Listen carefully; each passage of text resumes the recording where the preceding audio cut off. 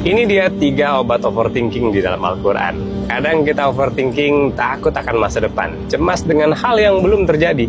Tapi Allah sudah memberikan jawabannya dalam Al-Quran. Yang pertama, Allah berfirman dalam surat At-Taubah ayat 51, "Tidak akan menimpa kami sesuatu pun melainkan apa yang telah Allah takdirkan atau tetapkan. Segala sesuatu yang sudah dalam takdirnya, kita hanya perlu menjalani dengan ikhtiar dan ridho." Dan yang kedua dalam surat Al-Ahzab ayat 3, "Bertawakallah kepada Allah, cukuplah Allah sebagai pelindung. Kenapa harus takut kalau Allah sudah menjamin perlindungan kepada kita?" Dan yang ketiga adalah dalam surat At-Talaq ayat 3, "Barang siapa bertawakal kepada Allah, maka Allah akan mencukupkan keperluannya." Allah tidak pernah ingkar janji. Saat kita yakin dan kita berserah diri, insya Allah pasti akan Allah berikan.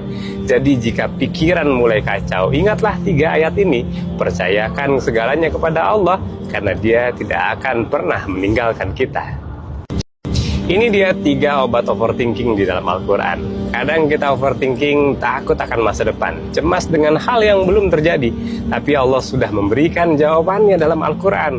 Yang pertama, Allah berfirman dalam surat At-Taubah ayat 51, "Tidak akan menimpa kami sesuatu pun melainkan apa yang telah Allah takdirkan atau tetapkan. Segala sesuatu yang sudah dalam takdirnya, kita hanya perlu menjalani dengan ikhtiar dan ridho." Dan yang kedua dalam surat Al-Ahzab ayat 3, "Bertawakallah kepada Allah, cukuplah Allah sebagai pelindung." Kenapa harus takut kalau Allah sudah menjamin perlindungan kepada kita?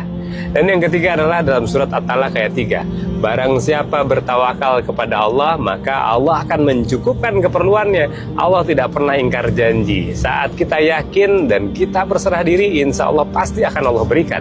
Jadi jika pikiran mulai kacau, ingatlah 3 ayat ini. Percayakan segalanya kepada Allah, karena Dia tidak akan pernah meninggalkan kita.